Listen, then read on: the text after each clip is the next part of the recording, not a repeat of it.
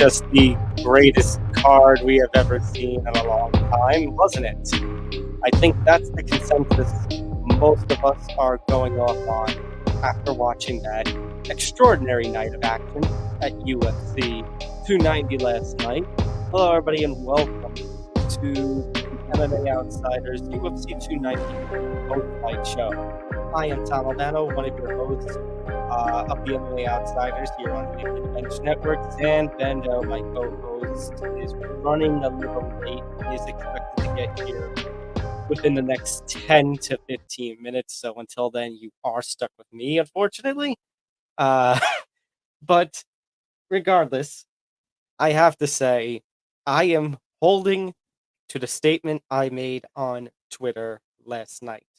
Call me crazy. And it's a good thing that it seems like none of you are calling me crazy except for maybe one or two of you. But UFC 290 was, in my humble opinion, one of the greatest UFC cards we have ever seen. And I think actually one that will go down in UFC history. Let me stretch that to mixed martial art history as one of the greatest cards ever. Period. Point blank. There was so much that happened. You had so many finishes. Half the card ended in finishes. You had, yeah, not actually, I would say a little more than half the card ended in finishes. Half the card was upsets. Half the card were people that you didn't think were going to win the fight, but ended up doing so. You had a title change. You had a champion showcase why he is one of the best pound for pound fighters, if not the best pound for pound fighter on the planet Earth. You had an unbelievable upset and a title eliminator and a very tense, very, let's say it depends on who you are. It can be very entertaining or very controversial kind of in cage altercation, or you could say both controversial and somewhat entertaining. And then it was just an unbelievable night of action. So many storylines, so many developments. It was the perfect cherry to put on top of the Sunday that is UFC International Fight Week 2023. And that's the other part of it. Coming off of a Hall of Fame ceremony, a Hall of Fame class that was absolutely stacked, that people of my generation and older would remember forever, and honoring those who, in my generation and older, who helped to innovate and change the game, were known as some of the toughest SOBs ever. When you was Ederson Silva, Jose Aldo, Donald Cowboy Cerrone, Robbie Lawler, and Robbie Lawler, of course, the big reason I bring up the Hall of Fame, because my God, did anybody have a more perfect retirement than Robbie Lawler? Yeah, you could argue Amanda Nunes because she went out as the double champ again uh, a couple of months ago. Oh, actually, not even a couple months ago, just 1 month ago at UFC 289, placing both belts down in the middle of the octagon along with her gloves. Uh, but in reality, just the longevity of Robbie Lawler's career. Think about it. He started in this sport in 2001. He was only 19 years old when he started in this sport. And it was just 1 year later, when he was 20, in 2002, his first run with the UFC began. And then think about all that he went on with the Elite XC Middleweight Championship, challenging for the Strikeforce Middleweight title, and then having one of the biggest comeback runs in his second stint in the UFC to become the UFC Welterweight Champion and defend the title successfully in two of the greatest fights in UFC history. All right, we're going to discuss all of that and so much more. But before we do, just to get some business out of the way, this is, of course, the UFC 290 post fight show from the MMA Outsiders. MMA Outsiders is a weekly podcast hosted by myself, Sam Bando, that's presented here on YouTube. And of course, actually, because this is a live stream, we are not just broadcasting on the Empty the Bench Network YouTube channel, but we are also broadcasting to the Empty the Bench Network Facebook and Twitter, as well as our own MMA Outsiders Facebook, Twitter, and once again, it seems like to be a thing that's just going to be a thing for now on the Empty the Bench Sports Facebook and Twitter as well. So make sure to follow us across the social media pages at MMA Outsiders ETB on Facebook, Twitter, and Instagram. And make sure to follow the network on Facebook, Twitter, Instagram, and TikTok at ETB Network. Uh, and to shout out ETB Sports as well at ETB Sports, Facebook, Twitter, Instagram. If you are watching us on YouTube, make sure you hit that like button, subscribe, hit the notification bell so you get notified of everything MMA Outsiders related, as well as everything Empty the Bench Network puts out. I believe there's actually going to be a live stream in a couple of days for the MLB All-Star game. So make sure to subscribe, ring the notification bell so you get notified of everything here. I am Tom Albano. You can find my work over at Fan-Sided MMA, and I am contributor to the Professional Fighter League, the PFL website, every event that they have. I just did stuff for their PFL Europe 2 card that aired on Saturday, and we'll continue to uh, put up live results and live recaps of all the fights that go down with the upcoming PFL Global Playoffs that will take place in August in San Antonio and here in my home turf of New York City. Okay, sorry about that. Seem to have a little bit of a freeze right there. Let me just do that again. If you didn't hear, I do stuff for the PFL website. Make sure to find me on the PFL website and find me on Fansided MMA. Follow my work every fight night and make sure to follow me on Twitter at Thomas J. Albano. All right. Now that all that seems to be out of the way, let's just get right into it.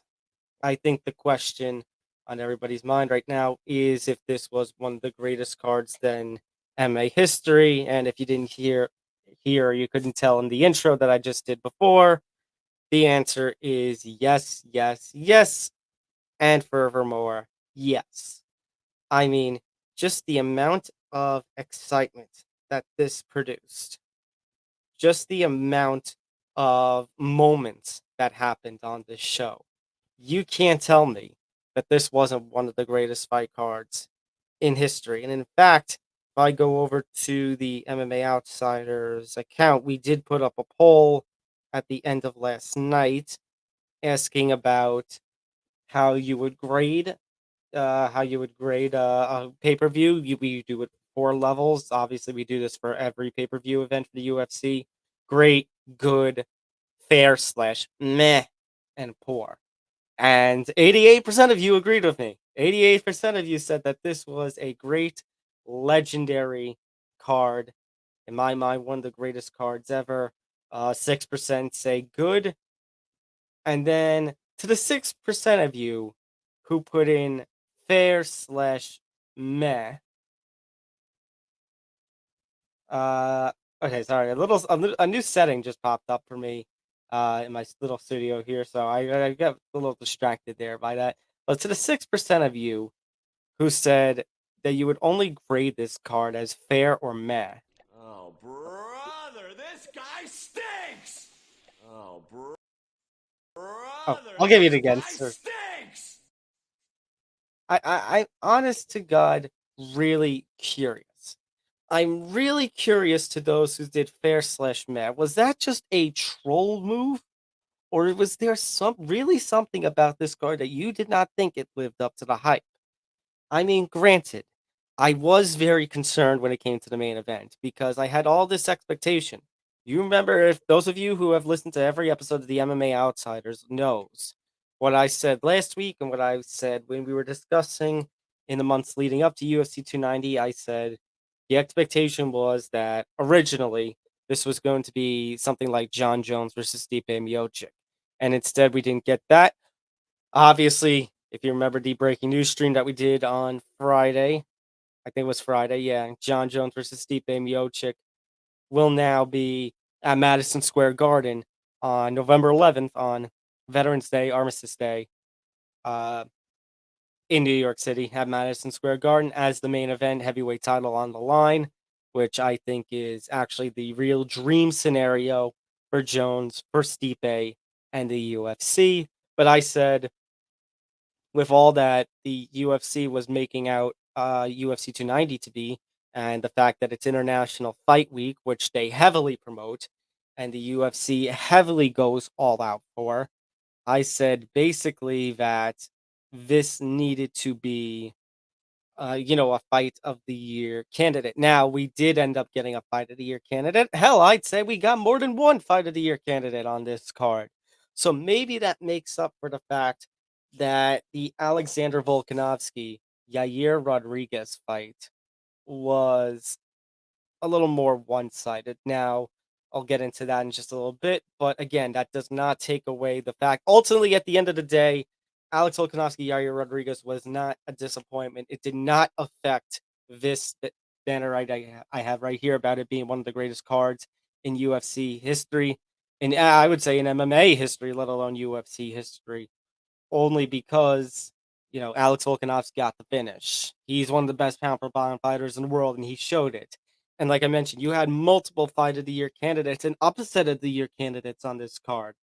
Alexander Pantoja versus Brandon Moreno. Absolute banger. And right now, my pick for the fight of the year, just because of the nonstop action that they put into that fight. Dricus Duplessis, a major upset. You know, all aboard the damn hype train. I am so glad I've been on this hype train since I first watched him in 2016. That's the thing. I remember, maybe this is just, those who don't know my history, I have been doing combat sports writing since 2016.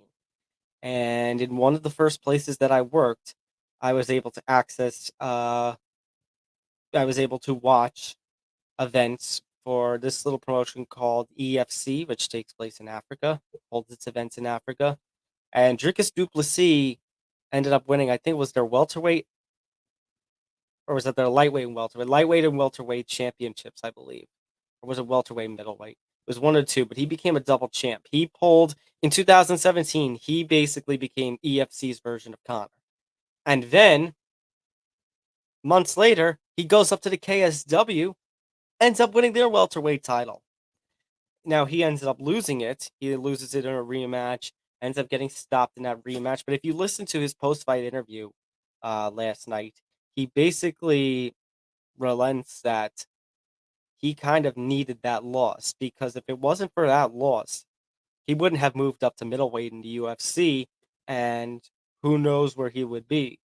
So, and I am actually grateful then that Dricus Duplessis was able to learn from that loss, and I am grateful that ultimately he did lose that fight, because look at all the success that he's had at middleweight since.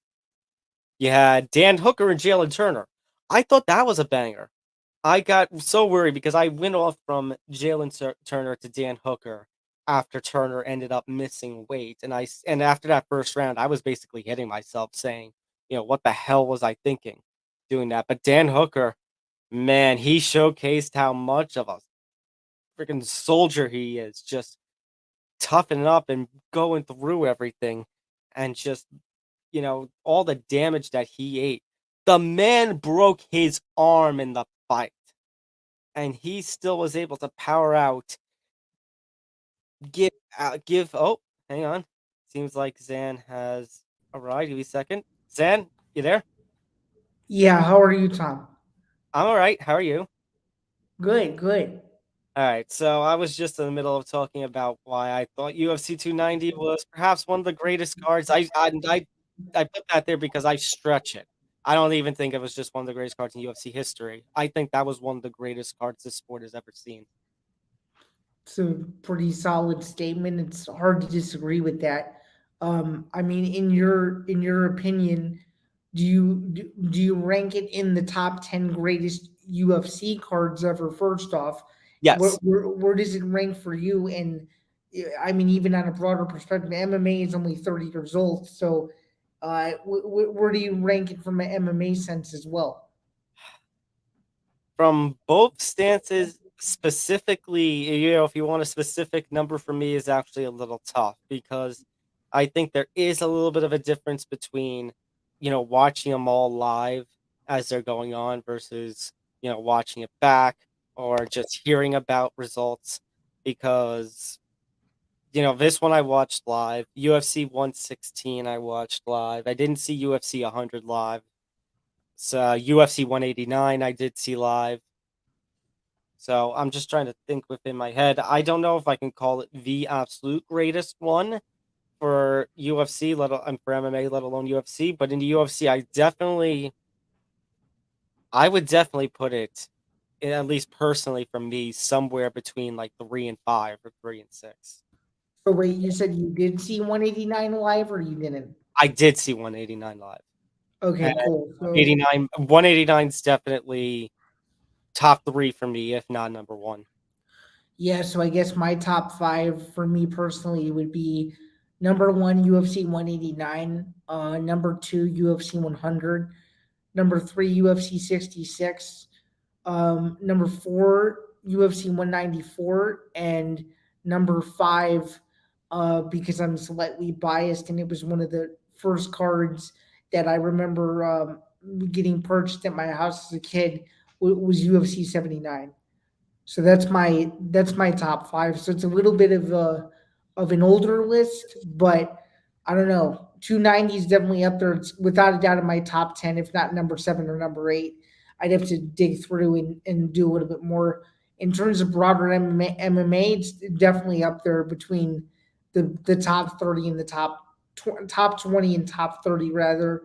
For me, it's definitely up there, no doubt about it. And it just felt like the antithesis, and we were ripping on this, but now I guess we owe the world a formal apology. That was as International Fight Week as a single card could get, with the amount of talent out of Australia, out of Mexico, Brazil, the United States. This card had everything. This card had numerous flares of young prospects, older veterans, world champions. This was the definition of what they thought International Fight Week could be 10 years ago. And without a doubt, 11 years later, I think it lived up to it, and it defined why the weekend is so important. And it felt like, it had that UFC 100 slash UFC 200 feel, even if the name value wasn't, what you'd hope, either a John Jones or a Conor McGregor.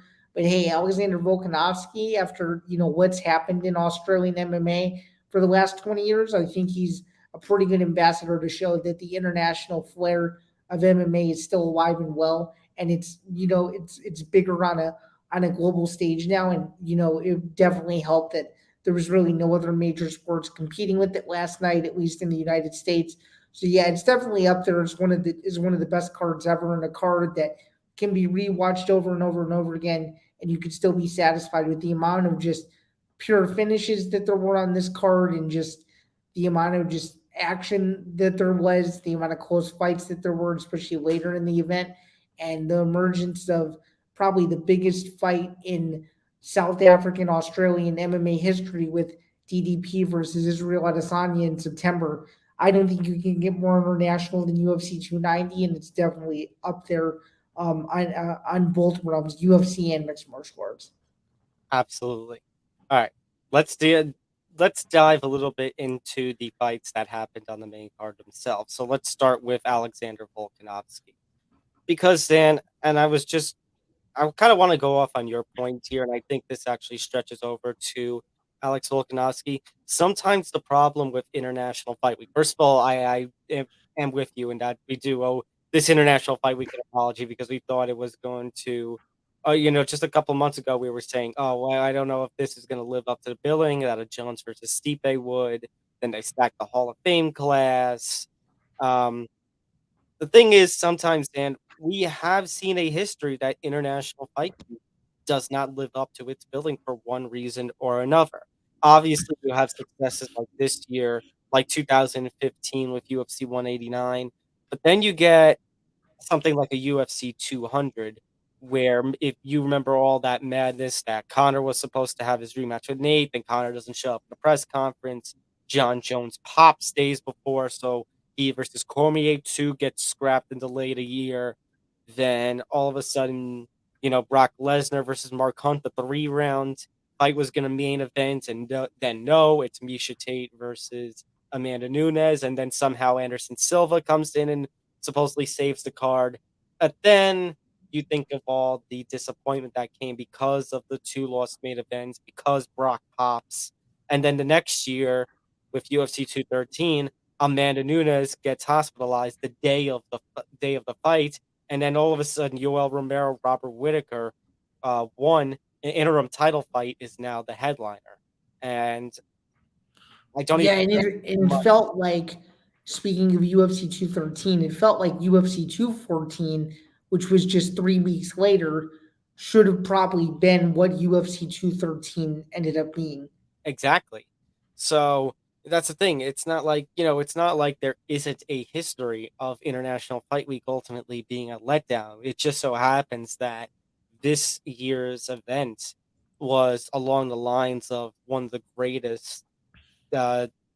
greatest, like UFC 189, in which you could hold it to the kind of level that the UFC wants it to be. I always make the comparison, Zan, that International Fight Week and the UFC event that always follows it in July is basically the UFC's version of WrestleMania.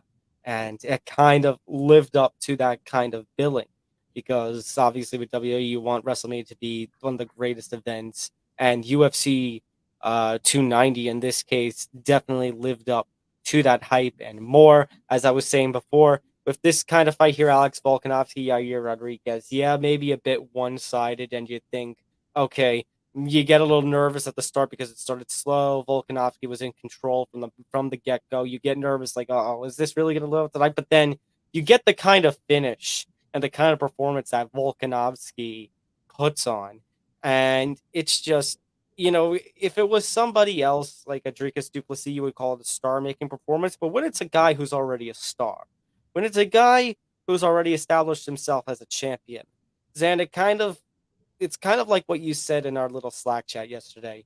It's a kind of performance that emphasizes why Alex Volkanovski is one of the best pound per pound ranked fighters in the world, if not the best pound per pound fighter in the world. It was just that kind of showing.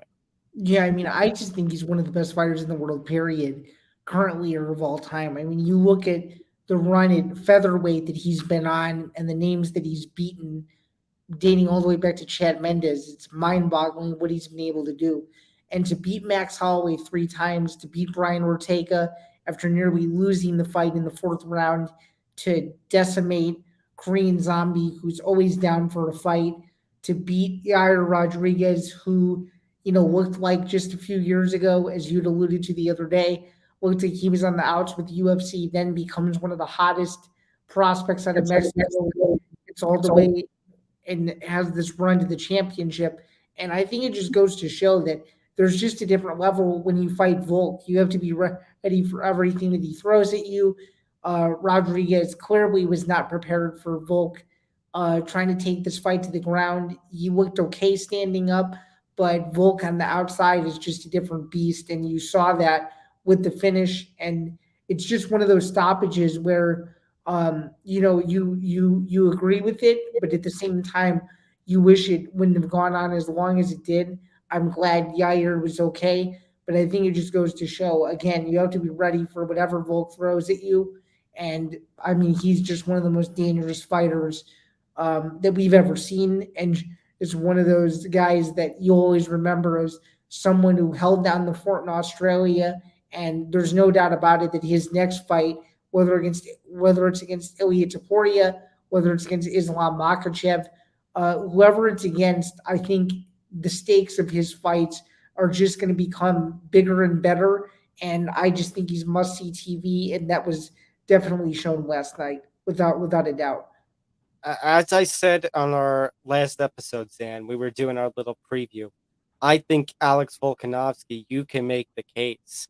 I know that Team City Kickboxing has Israel Adesanya, has Kai Kara France, but in my mind, I feel like as of right now, Alex Volkanovski is the most talented, is the best of that bunch in that group.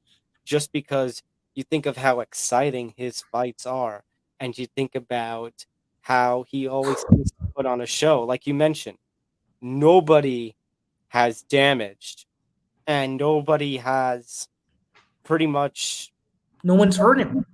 no, nobody's heard him, first of all, and nobody has put on the kind of like, I know we talked about Yair and we said Yair's performance against Max Holloway made us question, if Max still had it, if Max was still the same fighter.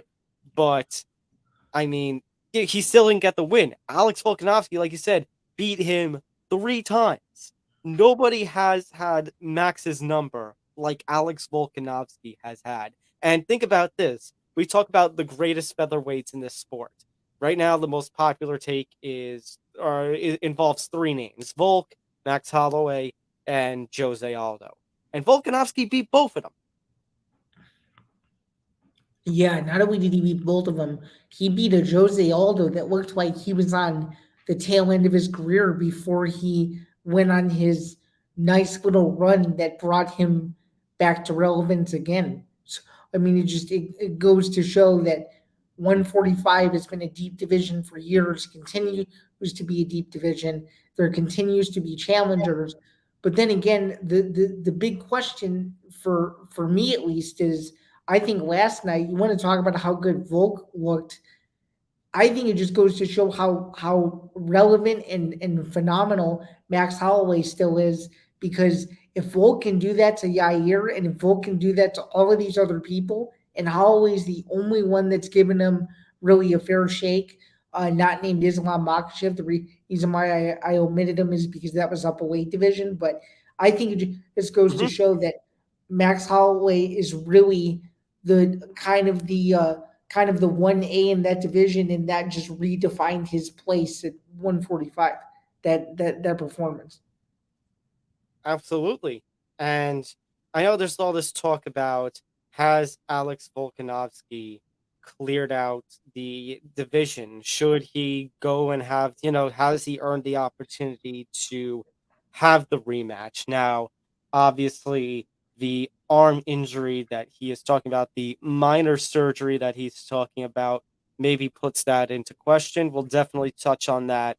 Um, Later this week on our next episode of the MMA Outsiders. We'll definitely touch upon that. But I mean, you look at, obviously the UFC featherweight rankings are not updated as of yet, but because it's still less Yair as interim, but obviously that's going to change. But you look there, Yair Rodriguez, he just beat last night. Max Holloway, he beat 3 times. Brian Ortega's number 3, he's already beaten him. Right now, the 2 names that you could potentially put in there as potential opponents for Alex Volkanovski next are Ilya Tapura, who Alex Volkanovski and Ilya Tapura had quite the confrontation in the crowd last night, and Volkanovski has stated that he thinks he is going to be the one who is going to, have an easier time with Ilya Tapura and take his O. But then and Zan, obviously, we mentioned our last episode. Maybe Max Holloway beats Korean Zombie in his retirement fight. You do Holloway Tapura for for the number 1 contendership, the title eliminator, like Whitaker and DDP did last night. Or if Volk's injury is worse than we think, you throw an interim title on there. But we forget something, Zan. Number 4, right sandwiched in between them, you also do have Arnold Allen still. Yeah, but I still think Arnold Allen needs more experience. Max Holloway was his No, I first agree with you. I real. agree with you. Yeah. I mean, Max Holloway was his first real big step up in competition.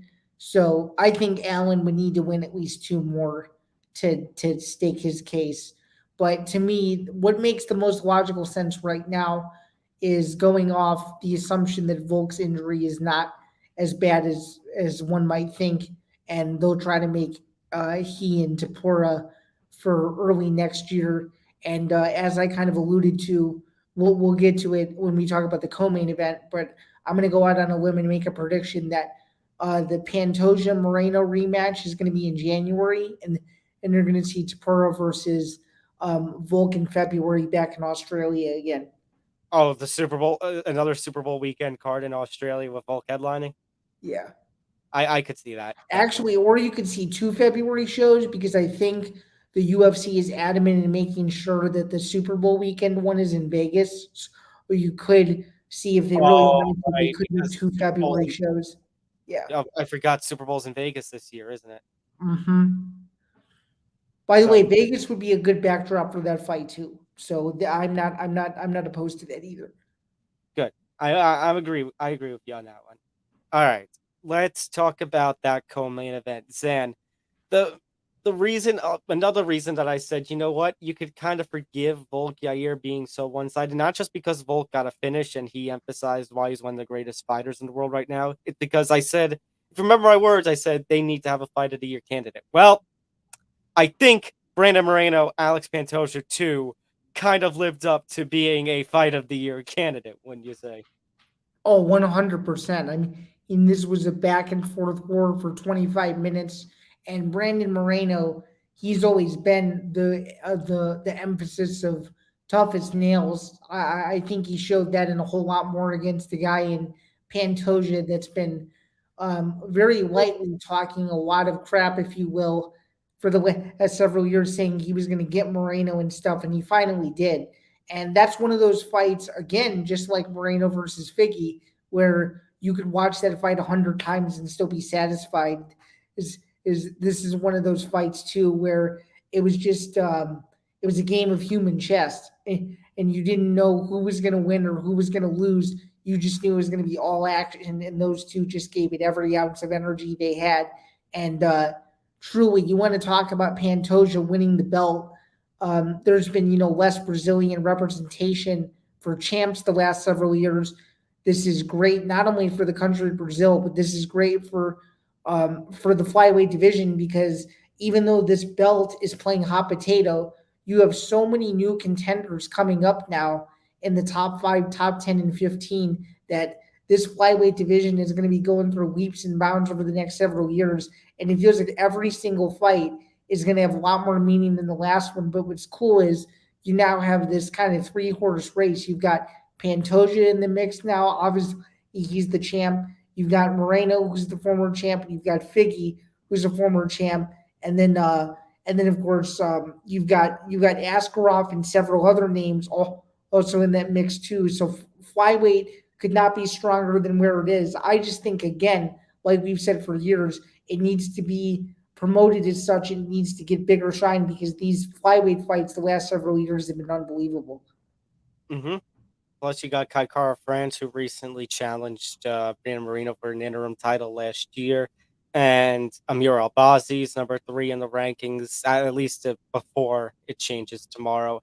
And Zan, Brandon Royval, who entered this card ranked number 4 in the world, uh, he was there. Dana mentioned that he saw Royval in the crowd, and basically Royval told him, I want to get in the octagon, and I want to make a show and challenge Pantoja right there. And so you've got even Brandon Royval kind of in this mix too. Dana openly mentioning his name. Royval, somebody who I have advocated for since I think it was the LFA's flyweight champion right before he made an appearance and got into the UFC during the pandemic era.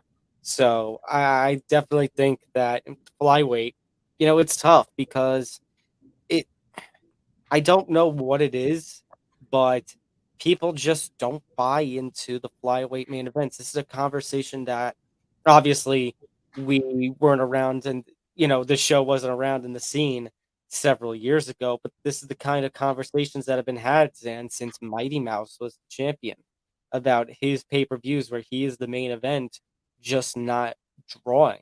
And it's kind of a shame because Mighty Mouse is somebody who deserves a lot more respect in this sport. And, the fights that Moreno and Pantoja and Figgy and Royville and Albazi and Pantoja are putting on, they kind of deserve that kind of respect. And you would think maybe they need to be given a kind of chance where, y- you know, depending on what the card is, where the card is, where maybe one of these cards, they get the chance to be the headline act again. Yeah, 100%. I just wanted to correct myself. Obviously, Askarov is no longer in the picture, but my point still stands in the fact that over the last several years, there's been high profile contenders that have gotten their shine after the era of Cejudo and stuff like that, where we didn't really know where the flyweight division was going to go, and we're slowly but surely seeing more challengers, as you said, Albazi, Cara France, and Royval being right there for the taking. So the next several years are going to be fun. Back to what you were saying though. I also think it goes to show how, when it comes to Moreno, obviously, he was hoping to win this fight, in front of his people. Even though Mexican Independence Day is in mid-September, it felt like it was one of those fights where that was sort of the backdrop, even though it wasn't. And I think looking at the fight holistically, I think the only way you could really score it, in my opinion, like I had it for Moreno. I just full disclosure, but I think saying 4-1, 4-1 either way to me is a little bit too far fetched. I thought it was a closer fight than that. Um, and yeah, I know I'm off on I know I'm off on a bit of a tangent, but it's one of those decisions where I don't think it needs to be heavily debated. I would have been okay either way. All I know is that it was a close fight. To me, it was either 2-2 or 3-1 going into the fifth round. Yeah, I agree. So ultimately, I scored the fight 3-2 for Pantoja. I gave Brandon Moreno the second round. I don't think that can really be disputed. No, I agree with that. And the fifth round, I think, was a little more of a toss up.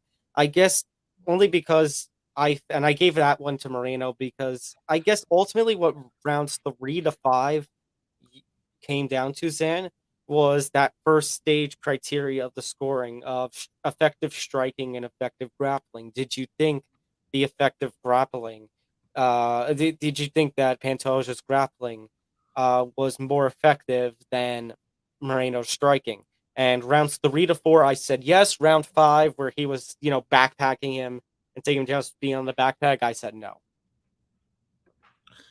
Wait, so since that had multiple layers, were you asking? Do I think Pantoja's grappling swayed the judges a certain I, way? I I'm saying no, I'm saying my take was ultimately, I asked myself, did Pantoja's grappling effectively subdue? Was it more effective than Moreno's striking and the damage that Moreno was putting in his activity? Rounds 3 to 4, I said yes for that, so that's why I gave that to Pantoja. And round 5, I said no, and that's why I gave round 5 to Moreno.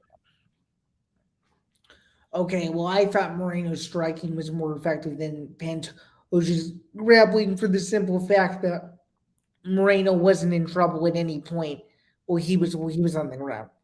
And I thought Moreno landed the harder shots, and I'm pretty sure the significant strikes were close, but it was more so like a 117-101 margin or something Something around like that. So I thought Moreno's striking was more effective than Pantoja's grappling, but I think it's how you judge the fight on a holistic basis. And I gave Moreno round 5, which is how I had him winning the fight. I thought it was going to be either a Moreno win or a draw, but they gave it to Pantoja.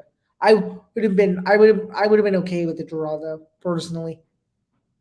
Yeah, I would have been okay with a draw too. I thought you could do 48-47 either way. I thought you could do a draw. Zan, like I kind of alluded to, I alluded to one of the fights last night, and I said this is one of those kind of fights where you would think. I don't think it was the. Yeah, there it wasn't this fight. It was Jalen Turner versus Dan Hooker. And I said, quote, Jalen Turner versus Dan Hooker is one of those fights you wish you didn't have to go off of the 10-9 must system that's used in boxing and mixed martial arts, at least here in America with the unified rules. And I think Alexander Pantoja, Brandon Moreno, too, also stretches to that same mark where you would kind of have to hope, yeah, I mean, you would kind of wish you didn't have the 10-point must system because this is one of those fights where, you could very well give the fight, a draw kind of rating. The problem, I think, Zan, when it comes to scoring the fight, let's be clear, was the Ben Cartlidge scorecard, giving round 2 to 5 for Moreno. Yeah, and I want to correct something I told you off air last night. He's one of the best judges in the sport, and I think he just had a really bad snafu, which you can't have obviously. But to watch that fight and say that Moreno won 2 through 5, I think is a little nuts considering round 3 and round 4, especially round 3 when it looked like the fight was slowly turning. Round five, I could understand. Round four, I'm almost positive I had for Pantoja, but to score all of those for Moreno was to me a little bit nuts.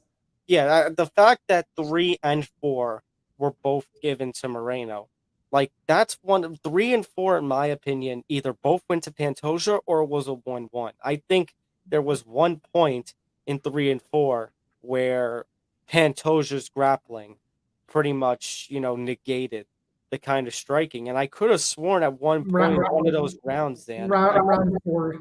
and I could have sworn in one of those rounds, maybe it was round 4, Pantoja had a choke on Moreno. Yeah, he had a guillotine.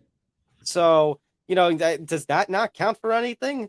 And that's not what I'm asking you. I would ask Mr. Cartledge here. Does that not count for anything? Yeah, it's a very interesting question. So that puts a whole question, and with that kind of scorecard, a split decision where there's a 49-46, obviously, a rematch may be possible. But again, it goes to that conversation because Zain, remember, technically it's only their second official time, but in reality it's their third time they fought. And Pantoja Mm-hmm. has gotten the better of him all 3 times. They fought on the Ultimate Fighter, which is technically counted as an exhibition bout, but Pantoja got the submission there. Then Pantoja beat Moreno in Moreno's last fight before he got cut for a fight from the UFC. So it begs that question. With the controversial scorecard, with the whole fight of the year candidate, do you run this back? Do you give Brandon Moreno, do you make him fight a fight that's not a flyweight title fight to try and get the rematch and give Pantoja somebody like a Royval or an Amir Albazi before doing the rematch, another rematch? I think you have to do the rematch. I think the fight was way too close. The fight was super entertaining. Dana White even alluded to it afterward that there's no way he wouldn't want to see that fight again. I think it needs to happen, and So I think it needs to headline the fight in Brazil in January. I mean that they go back to Brazil in January again. I wouldn't be opposed to that. I wouldn't be opposed to that. Like you said, like I kind of alluded to, that would be one of those circumstances where I think the flyweight's got a headline. I guess Mm-hmm. now my question then would be, do you make Albazi and Royval fight a number one contenders fight and That get would be an outstanding UFC Fight Night main event. It would and be great. It would be great to have that be the first UFC Fight Night of the year next year. and you basically give the guarantee the winner of that fight gets the winner of Pantoja Moreno 3. 1000%. I like that. I like that plan. Before we move on, let's talk. You brought up the whole fact. It's not Mexican Independence Day weekend, but we talked about months ago when Raul Rosas Jr. controversially got the opening bout of a pay per view, ended up pretty embarrassingly losing that fight, and then Dana's comments afterwards in the post fight interview, press conference, basically admitting that he and the rest of the UFC brass were effing up their promotion of Mexican talent, trying to get the Mexican fan base. Then they make this Mexican Independence Day fight night card with Grasso headlining, her rematch with Shevchenko for the flyweight title. But as much as, Yair Rodriguez put up a decent effort against Volkanovski, as much as Brandon Moreno has this fight of the year with Pantoja, the fact that both of them lost and now there's just one UFC Mexican champion. You know Does it what? kind of take the win? So who is a very difficult rematch in like 13 weeks from now. Yeah. So that begs, does it take the wind out of the sails? Or in a more blunt kind of question, have the UFC effed up their Mexican promotion? No, I don't. No, I don't think so. Because again, like we just alluded to, you're still going to have the potential to get Moreno versus Pantoja. Rodriguez is still one of the best in the world. He's going to still be ranked in the top five. There's still hope. Does it suck that it's no longer four Mexican champions? Yeah, for sure. You could have had a super card, but I think just having that representation, although it's taken 10 years, is great. And to have all of your big Mexican stars be top contenders or world champions, I think the UFC is okay. Although the window to me is 2 years. If they can't get a card in Mexico City in 2 years with multiple champions on it before Dana White's tenure presumably is up in 2025 or 26, then I think they're going to miss the boat. They have to get it in before his tenure is up. Fair enough. All right. Speaking of, different audiences, Zan, let's move from Mexican fan base to the African fan base. And the reason I bring that up, well, all aboard the damn hype train. So, Dricus du Plessis, I think, has to be one of the greatest stories of 2022/2023 coming into the UFC and just going on an absolute tear. And Zan, obviously, we find out now that Dricus du Plessis has had the surgery on his nose in hopes that, his cardio issues could be resolved. I don't necessarily know if they were resolved with this kind of fight, but it was definitely, he finished Robert Whitaker. He finished Robert Whitaker. Mm-hmm. He finished Robert Whitaker in a very similar fashion that Israel Adesanya did 4 years ago, almost reminiscent of it.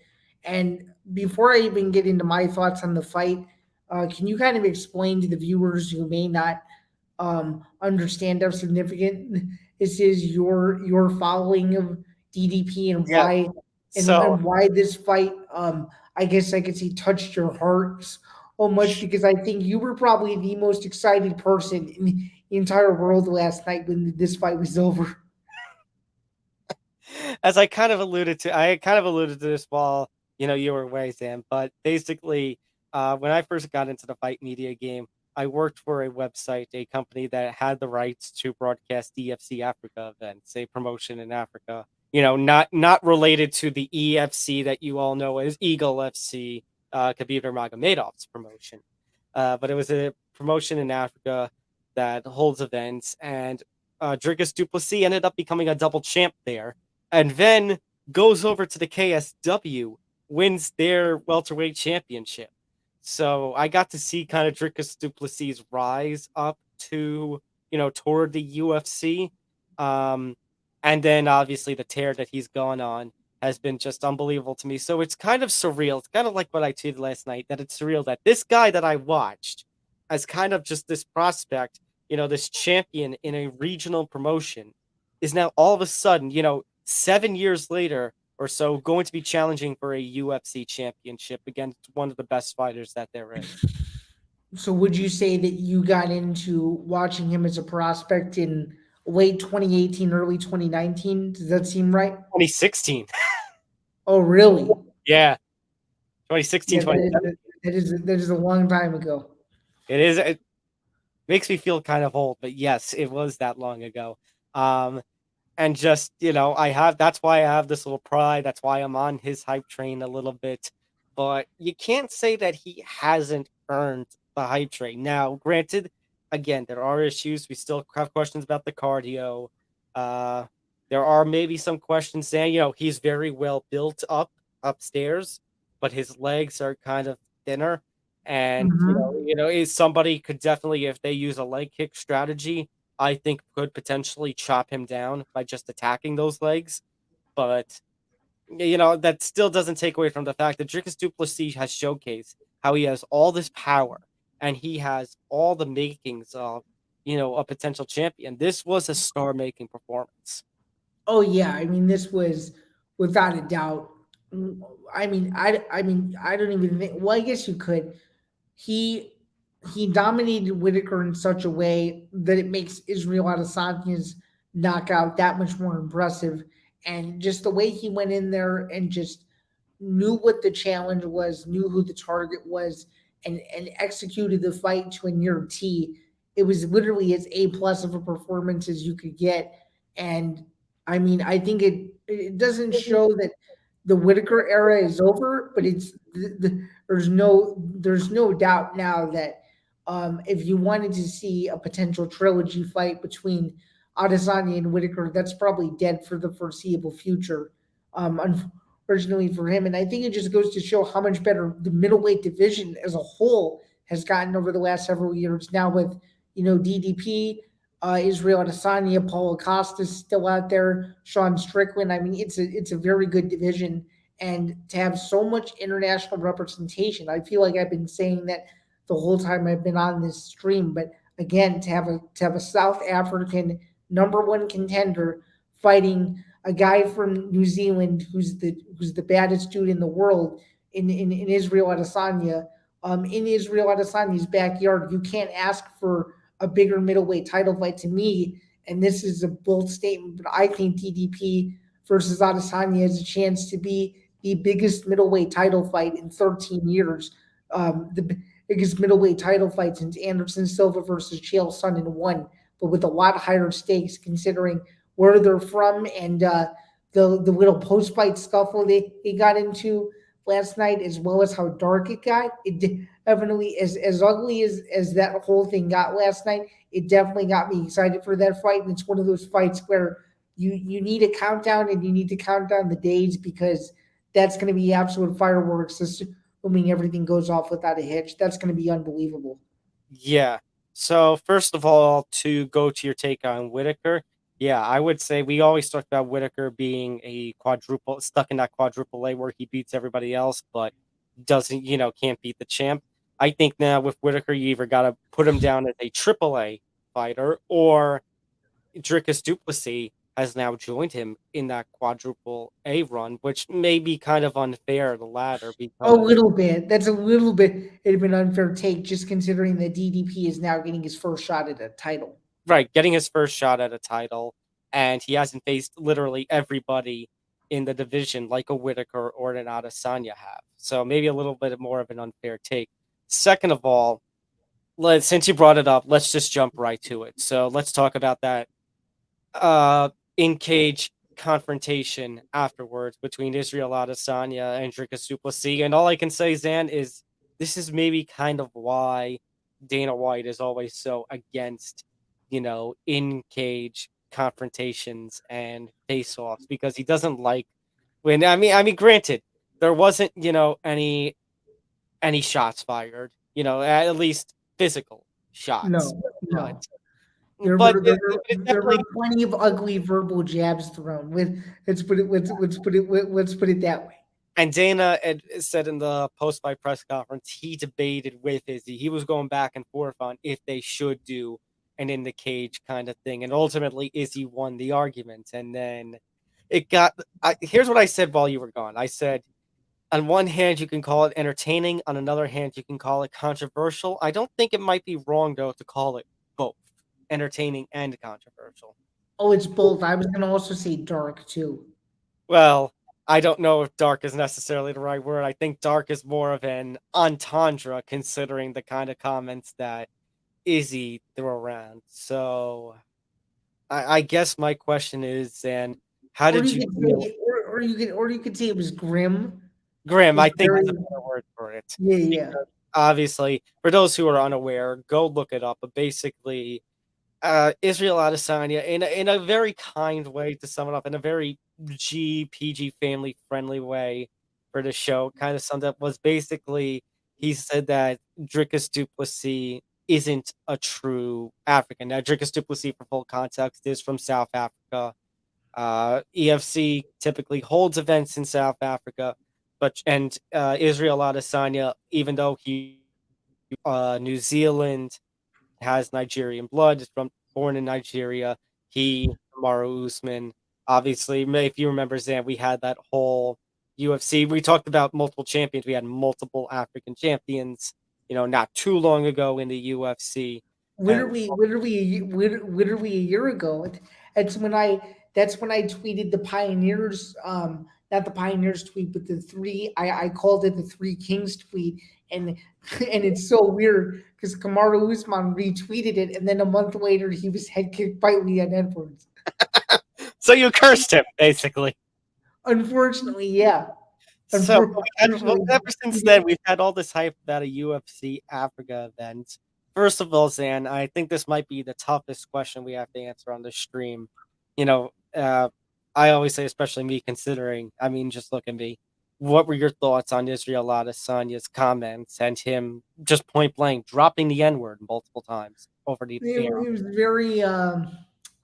very disturbing. But I will say, after that was over, I muttered to myself, I'm like, "There's no way I'm missing this fight now." It's like I And that's the thing. That's why I say it's entertaining and controversial because in both ways it kind of gets its job done in that, you have all this hype. My thing is, and I was just watching MMA on Points immediate autopsy of the event. Tommy Toehold put it that point blank best. If that was the first altercation, it's only going to get worse from here. yeah, it's gonna get worse for sure, and it's one of those where it's one of those where you've seen so many of those scuffles in the past, and you heard the stuff that Connor and Khabib said to each other, and I mean, should It's we going to get to expect? that level. It's going to get to that level. Yeah, it's going to get to that level for sure, but it also leads to the question of, should we really be upset accepting of it? Probably not.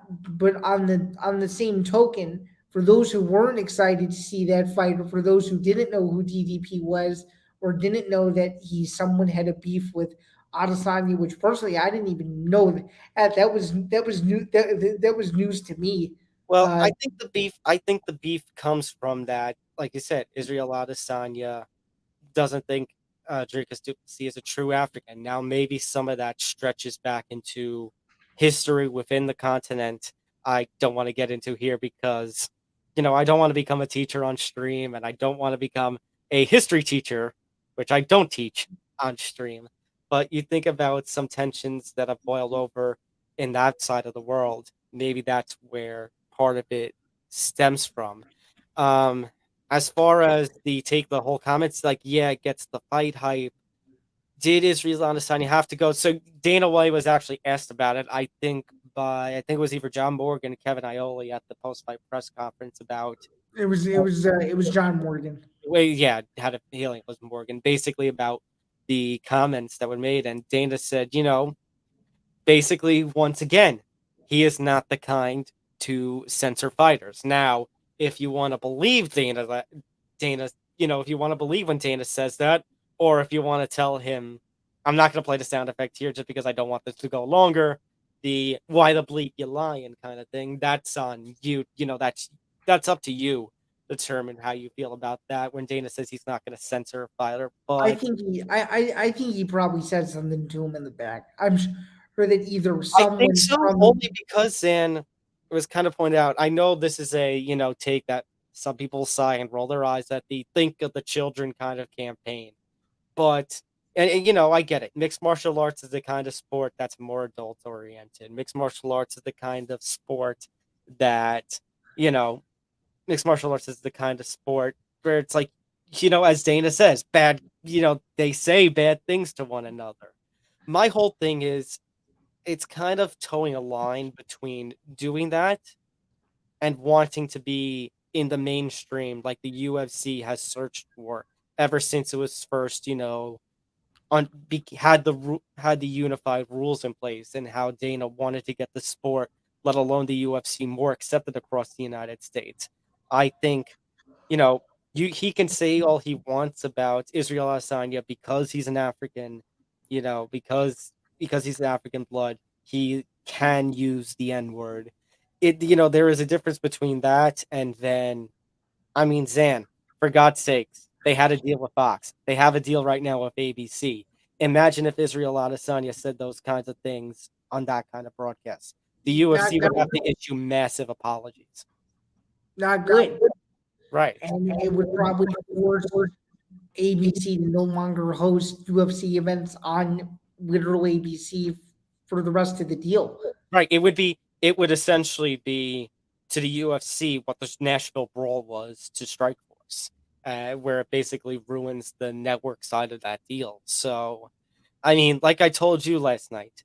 Say what you will about those comments, whether you were for it, whether you found it entertaining, whether you were completely against it.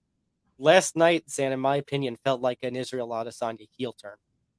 Oh, for sure. I mean, now you're gonna have people who want to see him get destroyed, and they're gonna want to see the people and you're gonna have the people who want to see DDP get swept by Adesanya. You're either gonna be on one side of the fence or the other. It's like Notre Dame versus USC or the Yankees versus the Red Sox. You're either a Yankees fan or a Red Sox fan. You're not both. I feel like this is one of those fights. I can tell you this. I like them both personally. I'm just excited to sit back as a neutral observer and see what the hell happens. So, yeah, I mean, Before we I just know this MMA Twitter for the next 9 weeks, assuming that they make the fight for September, is going to be an absolute circus. Oh yeah, no, it's gonna be a circus. It's gonna be a bloodbath, and I kind of feel bad because obviously I want to and really should be a neutral party considering my media member status, but it is a little difficult, like you kind of alluded, Zan. You know, not and especially the whole racial overtones where I would support DDP, but you know my history of him now, basically. That I've been watching this guy since 7 years ago, and to see him if he actually wins a UFC championship would just be it would be the culmination of everything for me For personally sure. as an MMA media member, let alone a fan. For sure. I don't know if I could. Well, I don't know if I could say that I have a similar story. I'm hoping what DDP was to you is what Zain does later in his career to me, is knowing that like I interviewed him Hey, before. Hopefully, everybody knows who he eventually becomes. Yeah. step two is going to take place in just a few weeks when he challenges for the Octagon. He looks to become an Octagon MMA champ, a full Yeah, status champ, I should say. yeah, a full status champ, and hopefully whoever wins that fight ends up punching their ticket to the UFC. But he's definitely another international prospect to keep an eye on too. We're on the whole theme of international prospects. That's another one to where if you have not seen him fight, his next fight coming up with Santa Kitse is going to be must see TV. And I'm not just saying that as someone who's interviewed with him. I'm saying that as a genuine overall fan of him.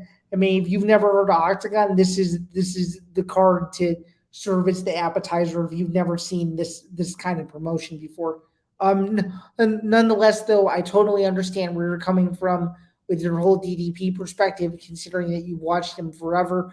I guess in your opinion, does this fight warrant a bit of an international press tour? Like, do you think the UFC is going to go all out for this fight? Because I feel like as the closer this fight gets, the bigger it's going to become. So I was just curious, what do you think the UFC's I, promotional strategy is going to be for this one?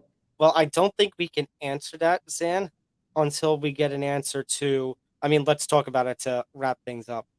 The UFC has booked the card for Australia, September 9th, the day before the kickoff to the first Sunday of the NFL season. And, that's 9 weeks. Do you feel like, I mean, first of all, do you feel like Dricus Duplessis is in good enough condition after that fight to do a 9 week turnaround? And second of all, considering the fact that you had just said, could we potentially get more out of this? And we're talking about the crazy build and wanting to build this up so much.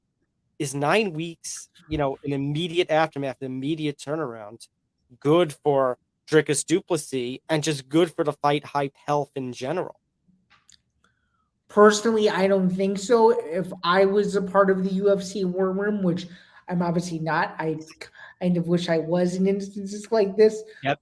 If it was me, I would steer away from doing this fight immediately, just because I feel like it deserves the 3 month build where they go all over the world to promote the fight, whether it's in your backyard out east in the United States in New York, or if they go to Los Angeles, if they go to Australia, if they go to South Africa, and they do several promotional stops, just like they did for Alton McGregor, I think it'll make the fight that much bigger. Or what they could do, in my opinion, this might be a better option.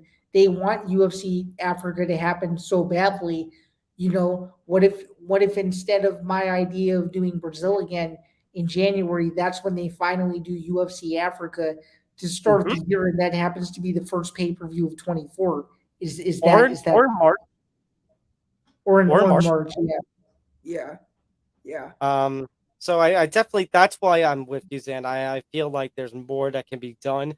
My only question is, This does feel like a UFC 300 level fight, though. I agree. It's just a matter of, it goes back to what I said on the episode. I think the UFC kind of screwed itself when it booked an Australia card for September. Now, granted, with the news that has come out as of late, we're not going to get into that here. Just want to focus on UFC 290 here. We'll do some of the aftermath on the next episode of The Outsiders, but Jones Miocic being confirmed for the Garden in November. Conor and Dana hinting, Conor saying he still wants to fight in December, and Dana ultimately, I think, kind of hinting he's still looking for the USADA exemption. He still wants that fight in December.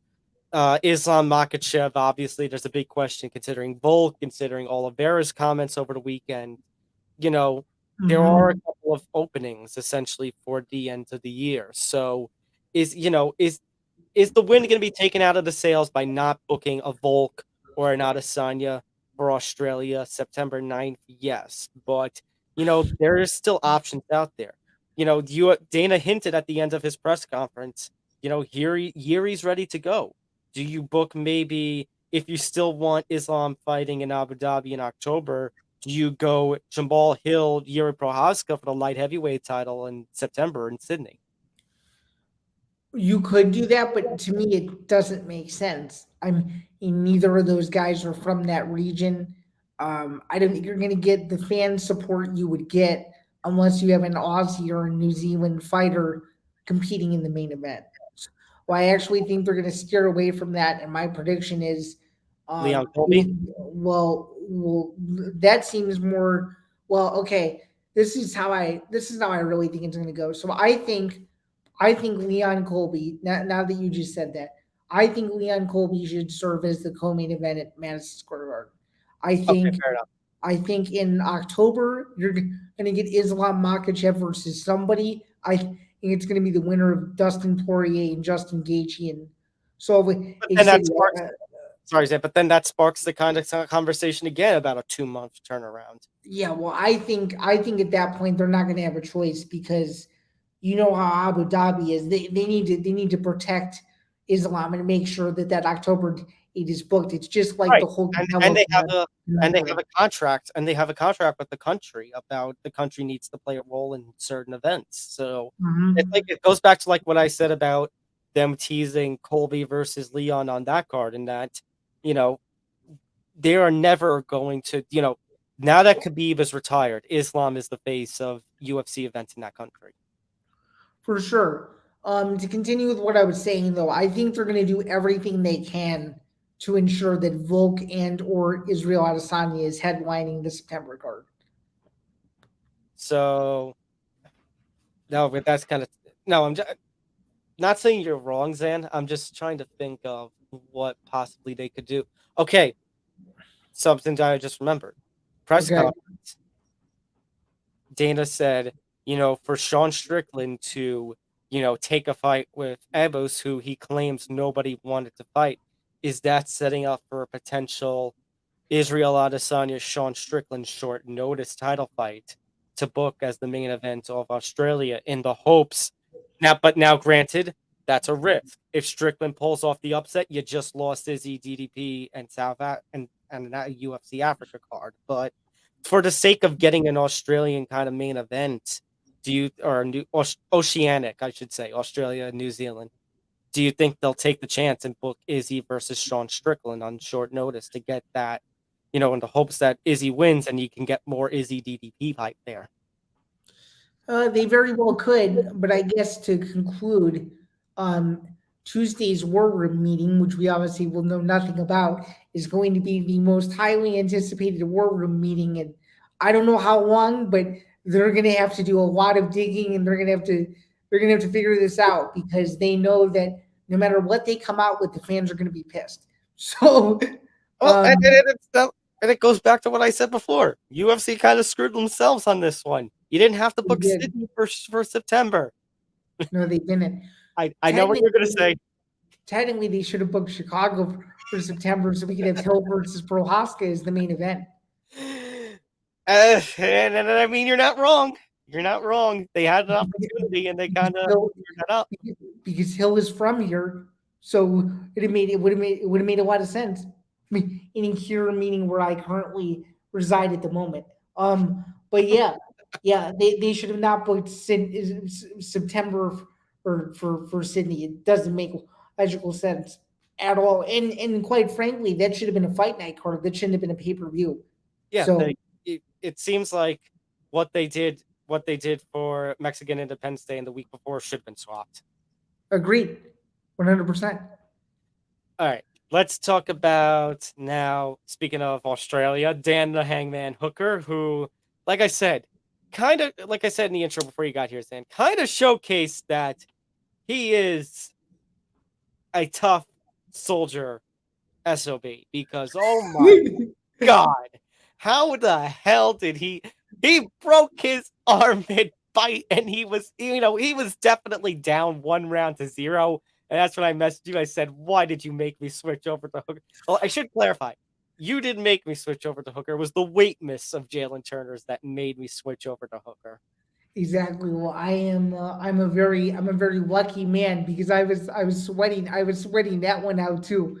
By the way, my picks did falter near the end of the night. Unfortunately, it was looking like I was gonna go 9-4, and that didn't happen.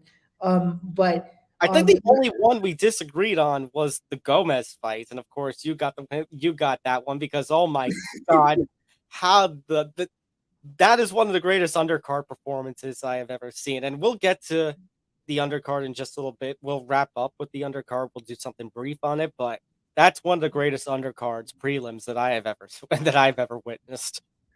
Oh, oh yeah, the prelims. This is going back a little bit, but the prelims were just those prelims were just as good as that UFC Brazil card years ago, where every single underdog won the entire night, all the way up to the last. It might have even been a card in Brisbane. I can't remember, but it was the one UFC fight night where every single underdog won. That's how insane those prelims were.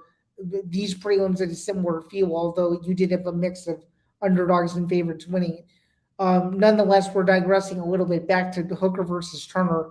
Um, that was the fight of the night until the co-main event, of course, and that's honestly one of the greatest fights I've ever seen. I don't know about you, but that was just one of those fights where just the momentum kept shifting the whole fight, and even when Turner was up against the fence and eating those knees and stuff, Turner was still hanging in there, and it just felt like one of those two was going to fall. And obviously, that didn't happen. But the way the fight wasn't stopped at the end of the second round was mind boggling to me.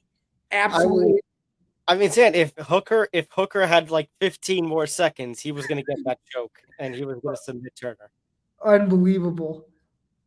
It's just the time just did not favor him. But yeah, I mean, Turner definitely won the first round, but Hooker showed he had that dog in him because Turner, I think the weight miss played a role here. Turner ended up getting tired.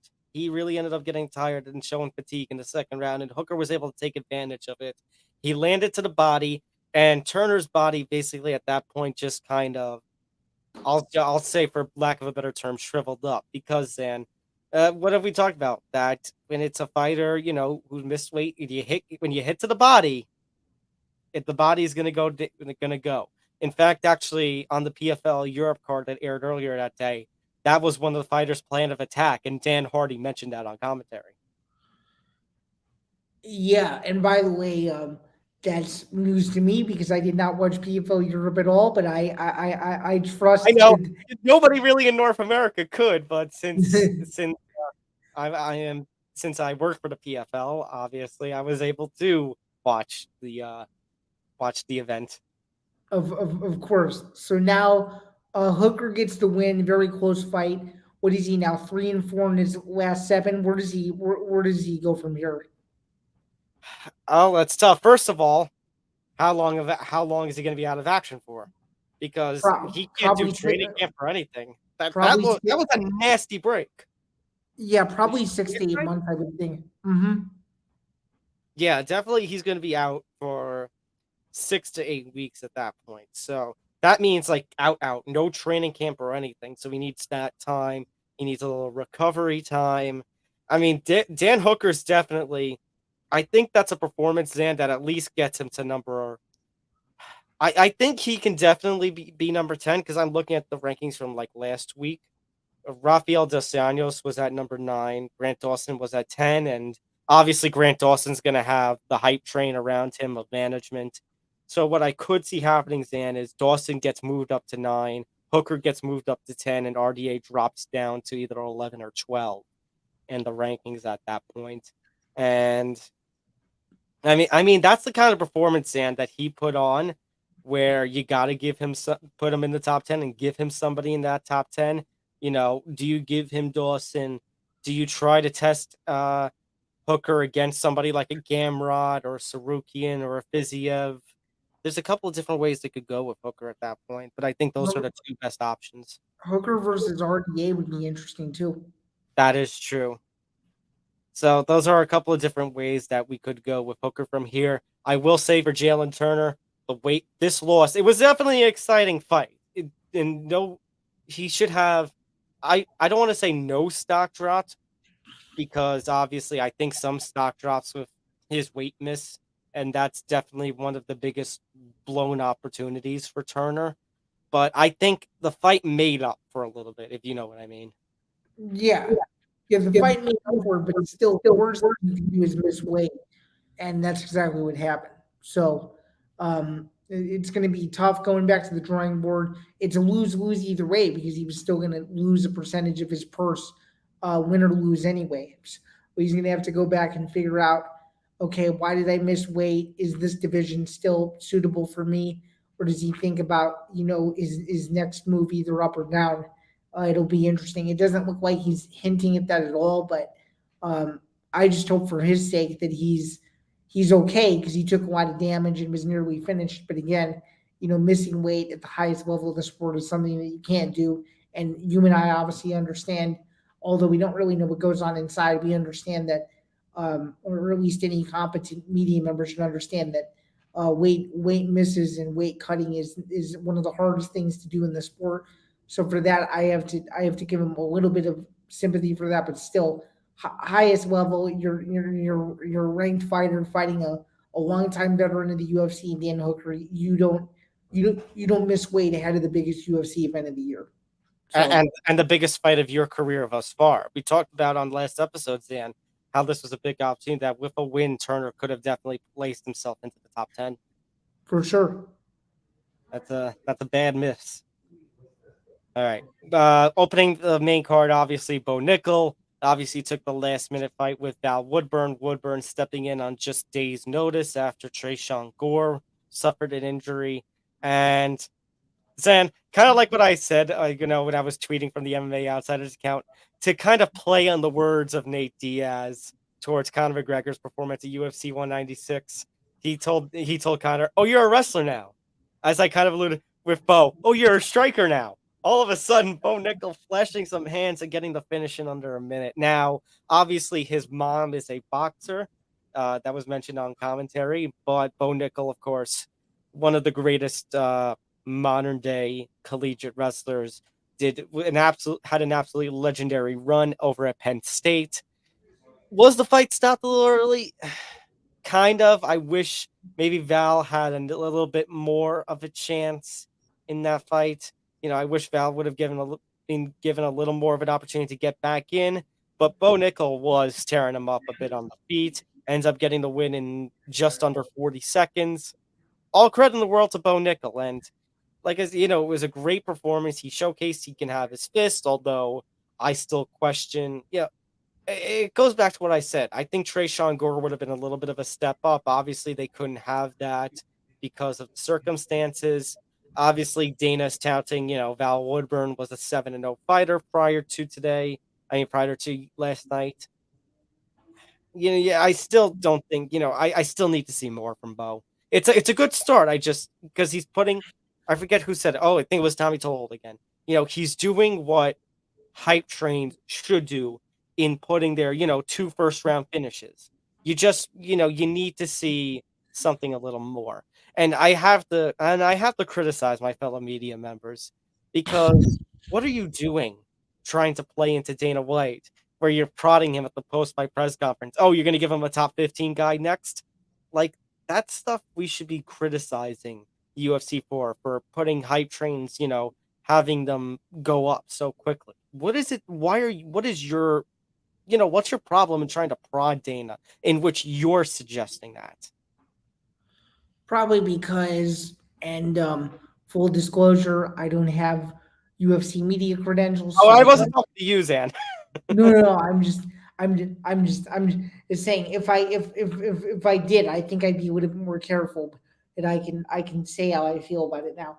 Um, I mean, I think it's more so just the media playing into the narrative, man. I mean, it's all about what the UFC wants to share and wants the media to get distributed to them, and the UFC feels the media can do as they say fit, and if they think Bo Nickel getting a top 15 fighter is going to generate a lot of traffic, then that's what they're going to go ahead and write.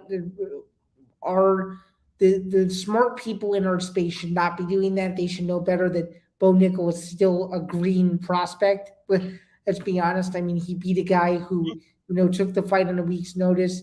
His previous fight before that was against someone who was relatively unknown himself. Um, yeah, we shouldn't be talking about top 15. This guy's barely competed in the UFC yet. Yeah, he has a great pedigree. He's a special talent, just like how Brock Lesnar was with his WWE crossover appeal, and he's got a similar story with his whole Penn State background. But top 15 is mind-boggling. He needs to win at least 3 more fights before we're even considering Mhm. that. Is he a blue chip prospect? Is he someone that the UFC really wants to get behind? Of course, but top 15 for a guy that's barely beat anybody is absurd to me. It would be like the same thing as saying back in 1998, or 1997, oh, Chuck Liddell beats Noe Hernandez at UFC 17. Oh, according to the UFC mythical rankings, he's gonna get the top 15 guy. That's not how it works. No, it's not. And, the media, like, we will criticize, when, something happens like Paige Van Zandt, for example. Paige Van Zandt's one of the best examples of the UFC pushing a hype train too quickly. Like, that's our job to criticize. Like, I'm questioning, what are you doing as media members saying, oh, you can give him a top 15 guy next? No, like you kind of said, should know better. Yeah, it's not a great question, and I think a better question is, okay, Bo Nichols showed that it shows that he has some striking now. He's not just a grappler. What makes sense for him next, is another prospect on the horizon that you guys are looking at. Is he someone that you want to see compete on more pay-per-views, or is he someone that you think you guys could build through your UFC fight night cards? I think that question is a much more suitable question than one about asking, oh, is a top 15 guy next? Because to me, that's disrespectful to the top 15 guys that are currently there. They had to work their way up to Hmm. even get into the top 15. And now all of a sudden they're fighting someone who's only relevant because he's Bo Nickel and he won one contender series fight in like over 60 seconds. And then, he Right, wins a right now, UFC. Zan. Right now, I would try to focus on rebooking a fight with Tresean Gore because I thought Gore was the perfect step up opponent. Of course, that should be the fight. It should be. All right. Obviously, we'll talk about the undercard. We'll touch upon the undercard as we wrap things up here. But first, let's focus on the ending of the undercard. Robbie Lawler getting what I think is, well, it's, I say on the banner considered, but in my personal, yes, the greatest retirement ever. Less than a minute, knocking out Nico Price, and then getting that tribute video, which Dana remarked, and I kind of agree. Thank God that happened because they had 25 minutes left on ABC around that time. But it was perfect. They did it so picture perfect. They gave him a fight, which Sam, we said, this is a fight that Robbie Lawler can win. He doesn't have to, go out on his back in Daniel Cormier's words. Like he managed to pull it off. Like it was unbelievable. Yeah, I mean, as someone who's watched Robbie Lawler since 2006, I mean that is the perfect bookend to a career that has just had leaps and bounds like a tidal wave. And I mean, that was as vintage of Robbie Lawler a performance as you can get. And I just think it's so cool.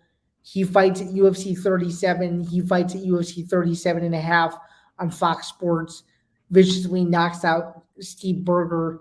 And obviously, no one heard from Steve Berger again after that, I don't think. And hearing or now seeing and witnessing Robbie Lawler do what he's done over the course of 20 years, fighting in every major promotion you could think of and beating the guys who he's beat and winning the title when he did, and just all the legendary awards. I mean, it was a culmination of a career that will never be seen again. He's a pioneer, number one, and number two. He did things that I don't think any other fighter in today's generation will be able to emulate ever again. It's the way he was able to move around, how young he started in the sport, the platforms he was able to reach, and who he fought. It was a perfect recipe, and he had a fighting style that everyone could get behind. A brawler, someone who would go in there and just trade punches. And he beat Nico Price in the most vintage Robbie Lawler fashion possible. And to me, it's one of the most not just perfect retirements ever, but a perfect closure to a retirement that I've ever seen. The performance, the way he won, the way he like took it all in afterward before getting on the microphone, like it was just it could not have been more poetic, and think that would be the best word to describe that. I mean, I told you on last week's Outsiders, I got the chance to talk to Robbie Lawler last year. I think it was before the Brian Barberena fight. And he was I called him the most humble person I have ever talked to. And his humility really showed in the octagon because, I mean, he was taking it all in. He took it all in during his entrance when he looked back at the crowd, saluted the crowd as he was entering the octagon, puts on that 20-second performance, and then you could see it was really starting to hit home with how emotional he got on the microphone during his post-fight interview with Joe Rogan. And then, watching that video, which I don't know who on a UFC production team was able to put that video together, but they put together something else because that was just a beautiful video that showcased everything. The fact that he came into the UFC so young. He started in the sport when he was just 19 years old in 2001. It was only a year later he was in the UFC. Has that first run of his, goes like 4-3 or something like that. Ends up parting ways with the UFC, goes on to become an Elite XC champion, their final middleweight champion, in fact. Challenges for the Strikeforce championship, goes back to the UFC after the merger and the folding of Strikeforce, and goes on what might be one of the best comeback runs in this sport, where he goes on to become the UFC welterweight champion. And he only defended the belt twice, but in two of the most legendary fights, two of the top 10 fights in UFC history. There's nothing else that can be said for the career of Robbie Lawler. Yeah, I think it's the most legendary comeback story in MMA history. And it's so funny because when I met him in 2010, it was right before, I'm almost positive, right before his Melvin Manoff knockout, and I didn't know where he was going to go at that point. Like, people had forgotten about who he was, and 3 years later, he's in the UFC and he's working his way up the ranks. I'm like, where did Robbie Lawler come from? Honestly, Dan, maybe a little different of circumstances, but you talked about needing a story like I have with Dricus du Plessis. Now, obviously, Robbie Lawler wasn't a prospect. He already been in the UFC at that point, but I think Robbie Lawler can kind of go on your run at that point.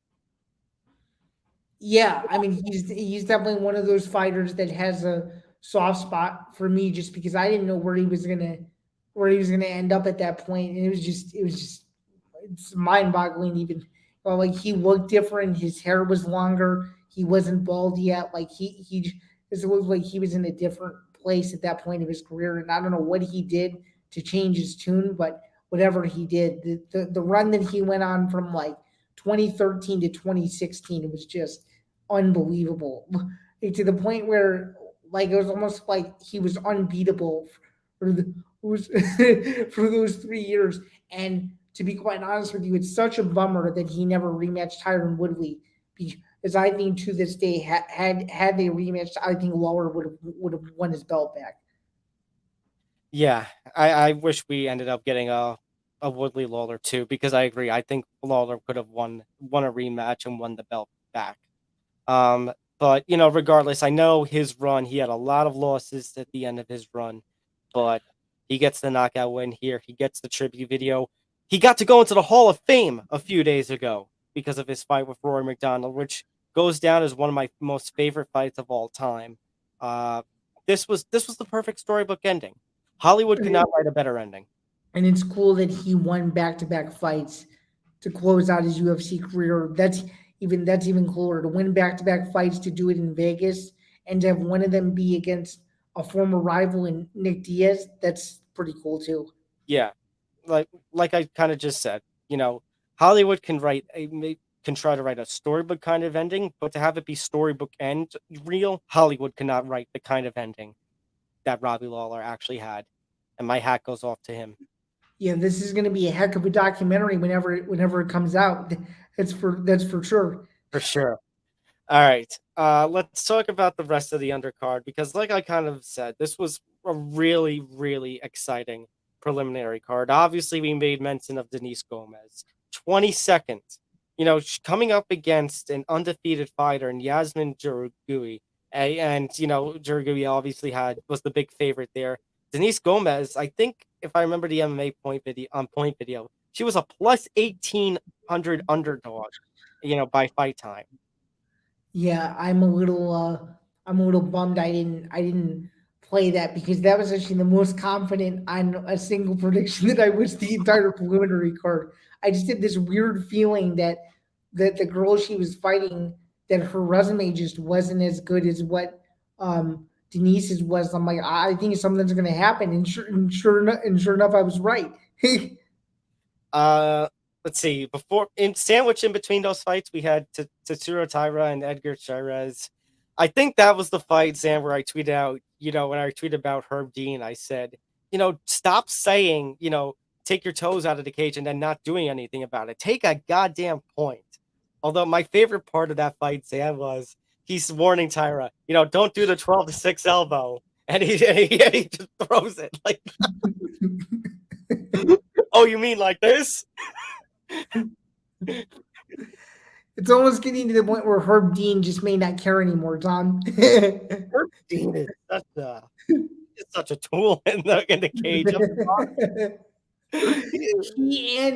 he and Mark Goddard. Let's be honest. The Mark, new yeah, Mark can didn't have the best kind of no, but Herb Dean, Zan. Herb Dean was in a league of his own last night.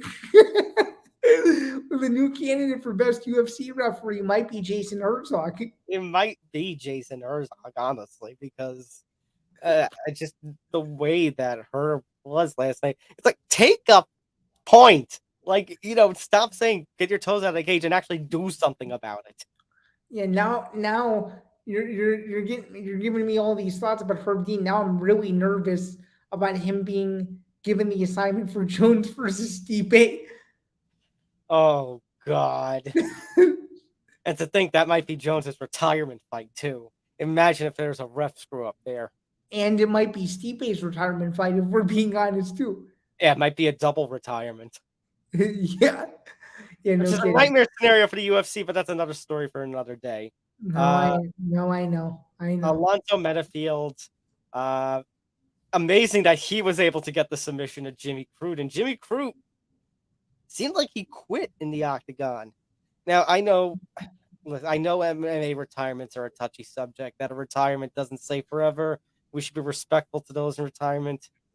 I'm sorry if that was Jimmy Crute's last fight. He quit. He quit. Yeah, I hope it isn't his last fight, because he's been a prospect I've been eyeing for a bit. But when I saw his remarks, I'm like, wait, what is he doing? Like, that's just no. Like, I get it. You can say, oh, his body can only take so much, but and now he's winless in his last 4. But I mean, that's just not how you act in a loss. That's just not how you act. And I'll be very honest with the fact that it's 4 losses. Yeah, I mean, the fact that it's 3 losses and the draw, because this Metafield fight was a rematch, and the way he's lost, And the way he acted in that loss, I think this needs to be Jimmy Crute's last fight in the UFC for a little bit. I think he should be on the chopping block. Yeah, I mean, he's definitely on the verge of being cut, that's for sure. But even Alonzo Menifield urged him not to retire, so we'll see what ends up happening. Yeah, that was not a good look. Vitor Pretorino, I liked the arm triangle finish that he did. But then, think about how he started the early prelims, and Esteban Ribovic versus Kemuela Kirk. If it wasn't for Hooker Turner and Pantoja Moreno, that would have been my fight of the night. Yeah, that's how deep the card was, man. I mean, it was a solid card, and a card where if you missed it, I genuinely feel bad for you. and then Cameron Simon obviously getting some positive momentum for DDP for earlier tonight with his first round finish. But we can't talk about Denise Gomez if we don't talk about Jesus Santos Aguilar, because my God, he didn't need much to knock Shannon Ross out cold. That's one of the greatest knockouts I've ever seen in my life. I mean, that was shades of Rich Franklin versus Nate Cordy. Like that was stiff KO. Okay, so I have to ask you this: what's better, that knockout or Rashad Evans versus Sean Salmon? Oh, Rashad Evans. I mean, Rashad Evans only because it was timed perfectly with Mike Goldberg saying "bam."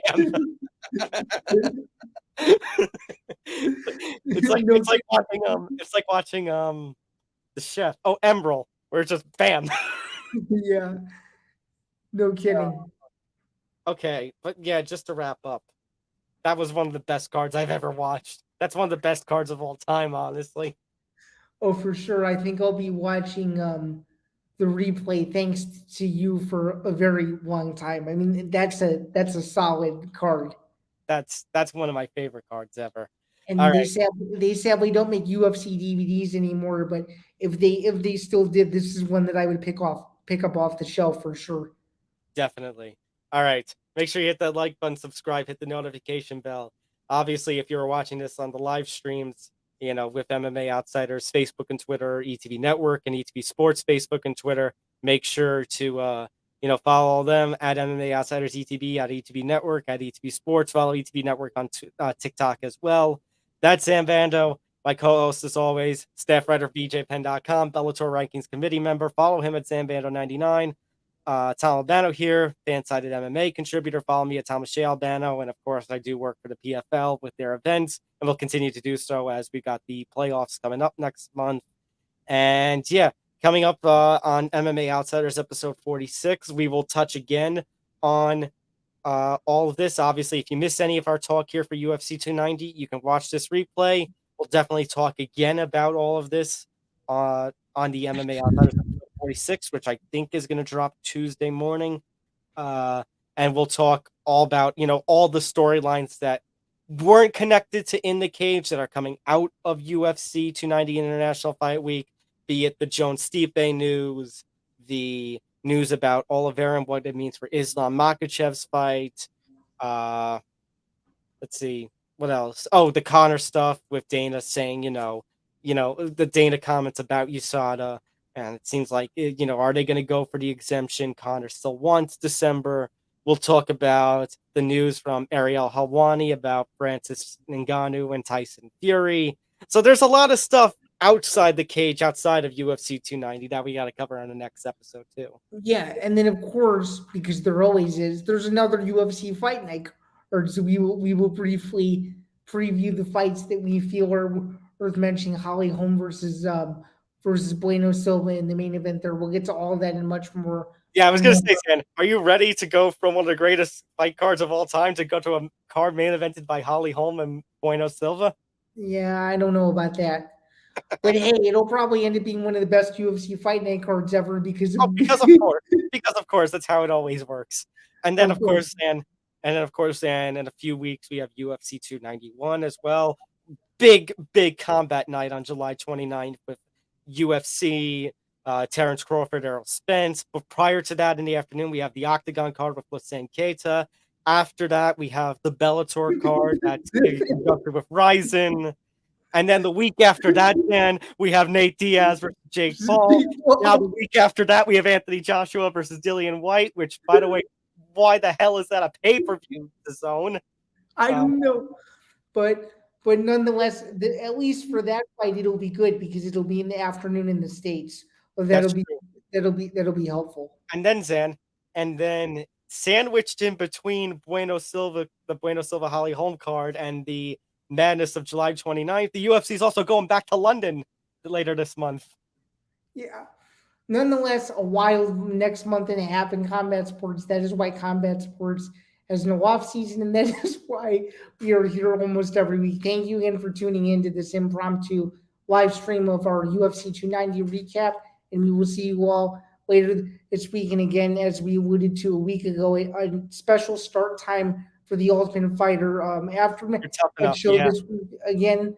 But yeah, thank you all again for tuning in, and we'll see you here in a couple of days. Take care, everybody. We'll see you next time for the MMA Outsiders. Take care and be Joe Piper. Be Joe Piper.